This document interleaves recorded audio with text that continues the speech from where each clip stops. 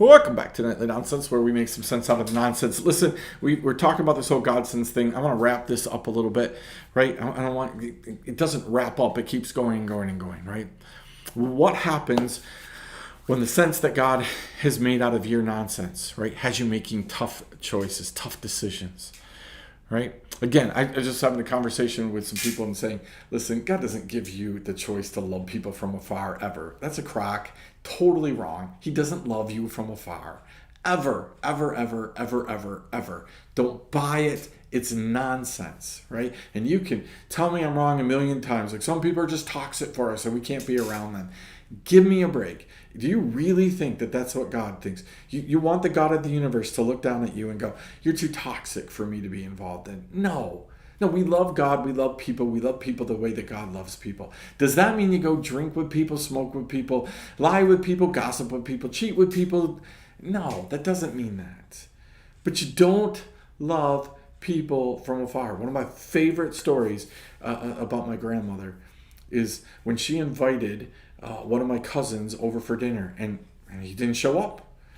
She ended up going down to his apartment and taking his less than sober self and bringing him up for dinner. She went down, she got him, took him to her house. Right? That's a crazy story. She didn't sit at her house going, oh, yeah, just going to love you from afar. She went and got him. Did she go and join him in that? No. She made him join her. Right? There are going to be lots of times, right, where we've got to make choices and decisions. I cannot come do this with you, but you can come to my house. Right? We think that it's, hey, don't go play cards, come to Bible study. If you think quitting cold turkey, right, is an easy thing, sometimes God calls us to that. Boom. But listen, can you go play cards with a bunch of people and not get drunk? And not be participating in the whole thing? Yes. You can do that. You got to be careful of what God calls you to do. Sometimes God's going to say, no more. Sometimes God's going to say, go be a presence.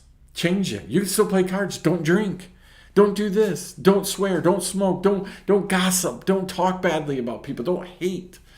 Love them.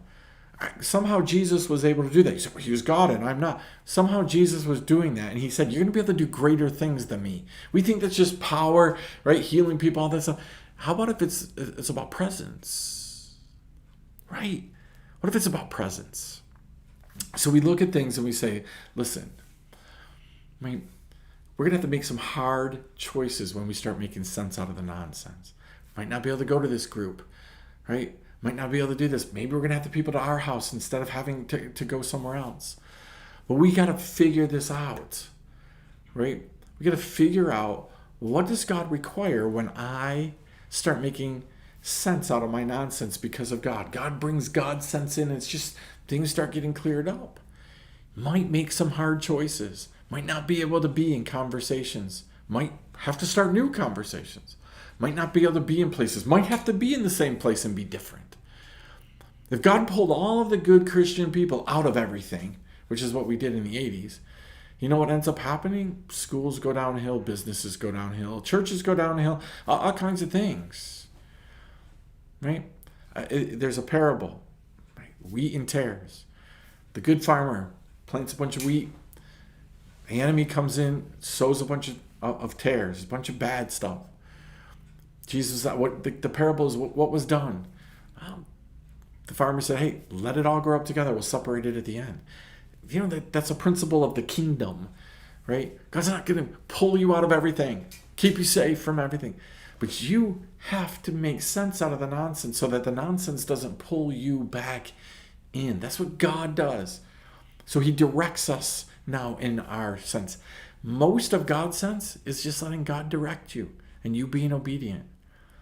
Be in the right place with the right words, right actions, right time, right moment. Those things become important. Man, we've given you a ton in these days to think about. Same concept over and over and over. God's sense or nonsense. Those are your choices. Your sense is nonsense to God. Right? Might do good, might be okay, but it's nonsense if it's not from God. The only sense that matters is God's sense. So I'm going to leave it right there. You got a lot to chew on. Send me some comments. I'm sure there's things you can disagree about. Sure, there's things you might agree with. You do the homework. You figure it out. The question is, your sense or God's sense? Which one is it going to be? We'll see you next time. Nightly Nonsense.